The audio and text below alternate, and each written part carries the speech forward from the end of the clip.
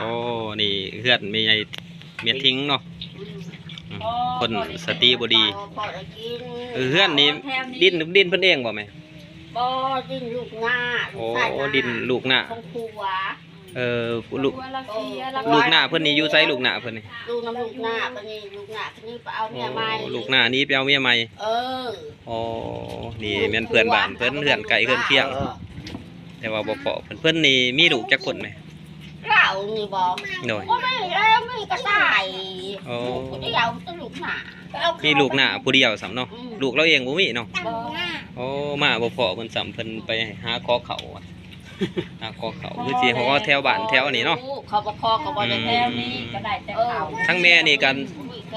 ป้อนยืนเพิ่นอยู่เนาะเฮือนไก่เฮือนเคียงนี่กันยืนเพิ่นอยู่เนาะป้อนแต่เขาป้อนแต่เขาสมเฮามีเนาะเฮาก็ทุกข์คือกันว่าไงซะเพิ่นอยู่นี่จักปีแล้วแม่โอ้ยแต่เราหน่อยแต่เราเขาอยากว่าเนาะแล้วใจเขาไปมาบ้านเกิดบ้านเกิดเมืองนอนเพิ่นเนาะบ้านพ่นไส้เนาะแม่เนาะรัก14พ่นไส้เมืองบะเจียงเนาะเพิ่นอยู่นี่โอ้เพิ่นอยู่หลายปีแล้วเนาะบ้านเกิดเมืองนอนเพิ่นบ่มีให้มีสวนบ่แม่บ่มีหยังอันนอกเก็บเว้าแจ้งๆเพิ่นเป็นบ่าหมูเนาะตามเป็นบ่าหมูดนๆเพิ่นเป็นเทื่อนึงบ่โอ้ยเป็นคู่เดือนนึงจักหลายคือว่าอะไรสักลงหรือบ่แม่สักลงนะคนไหนก็เห็นแล้วยางบ่ฮอดมันสิเก็บ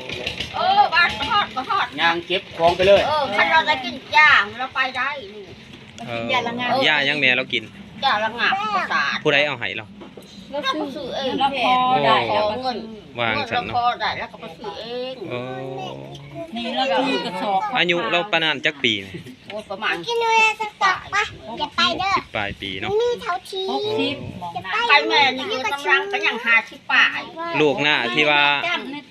ลูกหน้าที่ลูกหน้าเราก็มาเบิ่งอยู่บ่แม่มาหาอยู่เขาจะแม่ใส่ก็กลัวเขาไปอยู่แล้วก็ไปเครียดน้องยังคนบ่เครียดมักน้อยมักตาเร็วๆคนบ่โอ้อันนั้นก็ลูกครัวแล้วคือกันครัวกกระหังก็เครียดประกบหาลูกพวกที่โมเมนต์แม่คิงเขาเนาะพวกนั้นเขาบ่ดูน้ำเขาบ่ได้อะไรมันจะว่าลูกพวกกกเหรอฮะโมเมนต์แม่คิงเขาเนาะเขาเลยบ่อยากบ่นบอกอยู่เนาะลูกพวกกกหันบ่แล้ว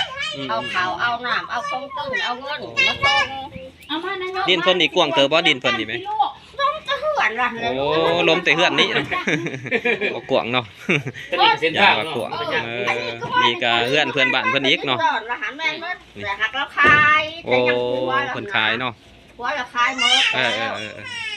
มันสิคักต้มปลาให้เราเขาเริ่มเฮือนเราขอเขาขอน้ำมาเราเฮ็ดกินเป็นบ่แม่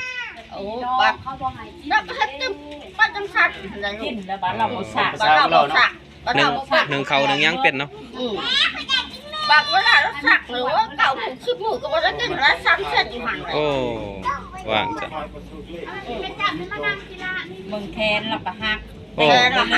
เราดีบาท3 บาทเพื่อนตกซ่าโอ้เพิ่นสักตกเพื่อนโอ้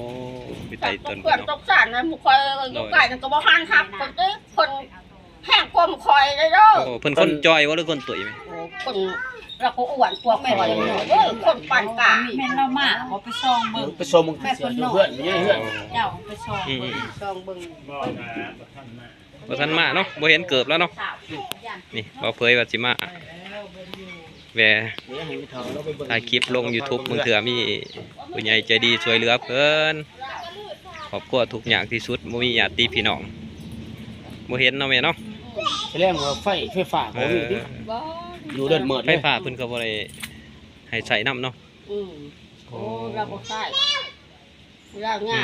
เรามีหมุงมีหยังอยู่บ่แม่มีหมุงมีหยังกลางอยู่บ่ก็มีโอ้เบิ่งลูกสิซองเบิ่งเด้อ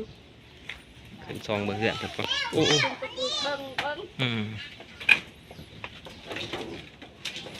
โอ้เฮือนเพิ่นใครจังได๋นี่ประตูนั่งเอาคือโอ้มันอยู่จังซี่โอ้มีหมุงมีหยังจบเจือได้นี่เพิ่นนอนอยู่ สิได้บ่พอเพิ่นบ่เห็นหน้าเพิ่นครับ อ๋อตอนนี้เรายังคอตอนนี้เนาะ เนี่ย หลอกคอ น้ำกินเพิ่นนี่หลายดีเนาะอยู่ในห้องอยู่ในเฮือนนี่ก็หลายอยู่ทางนอกนี่ก็มีแต่น้ำกินเบิด แล้วก็หาคอน่ะหาคอผ่าชักบาดแต่เวลาเราก็เป็นบ้า โอ้ เพื่อย่ำมันเป็นบ้า บัดยามเราอันนั้นบ้าหมูขึ้นแต่จัง อืม ยามบ่ได้ไปเนาะยามไปไสบ่ได้เนาะ ย่ำไปใช้บ่ได้คนละข้านลูกข้านลูกตกพวดปุ๊บปึ๊บจังสัตว์ เมียทิ้งเนาะซื้อเราเนาะ เป็นห่างเราอ่อนมด โดยโอ้นี่เพื่อนเพื่อนบ้านเพิ่นทั้งขังมาก็บ่พอมันจับโอ้เพิ่นหนึ่งเขาอยู่ลุมเนาะแม่เนาะโอ้วันนี้บ่อนเฮ็ดกินเฮ็ดอยากเพิ่นนี่เพิ่นไปหาคอเขาได้ยินว่าคอของกินบ่ทันมาซ้ำนี่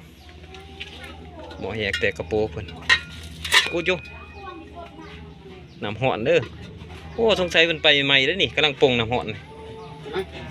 ว่าสงสัยเพิ่นกำลังไปใหม่ได้อนี่ยังหอนอยู่ในน้ำ หอ เพิ่ น น แล้วปงไว้ นี่น้ำเราเต็มอยู่ในเฮือนกัน นี่เทน้ เออ ำโอ้หักษาไว้ย่านย่ำไปบ่ได้แล้วเราสิ อย่างคนลิ เออ โอ้นี่ก็หนัก น้ำอีกแล้วโอ้เพิ่นนี่ดูหาน้ำเนาะอืมเล่านี่เป็นคนชนเผ่าเหรอละเวทโอ้เป็นคนเผ่าละเวทเนาะ ขาเราไม่ตา โดย เราเวียนพ่อเราเวียนแม่เราคนลาว โอ้เออ อันว่าแล้วกับลูกพ่อ อืม โต๊ะไม่ยอมกันนะลูก ก็พอแล้วจำเนาบ่สินเนาะมาหัวเถื่อนหนอดสารเบิดคักแน่มีไอ้ทิ้งเป็นตาสวยเราอยู่เราถูกกะดีบ่มีญาติพี่น้องกะดีดอกเนาะ ทุกอย่างที่สุดนี่ได้เฮือนครั้งกันเขาให้ข้อมูลรายละเอียดว่าเรานี่ทุกข้อมูลที่สุดในบ้านละ14นี่ เป็นคนบามูอีกเนาะ แต่เมื่อเราต้องย่างเลาะคอเขาย่างตามทางไปเลยขึ้นรักเสาเอ็ด อืม ขึ้นมาไล่ๆแล้วก็กินมื้อไรเขาบอกให้เราบางทีพวกเขาจะให้เขาก็ไล่เรานี้นะเป็นจัง อื ซั่น ม สุกอีต้น อื เรา มเครียดนี่หนักสุดๆเลยเนาะโอ้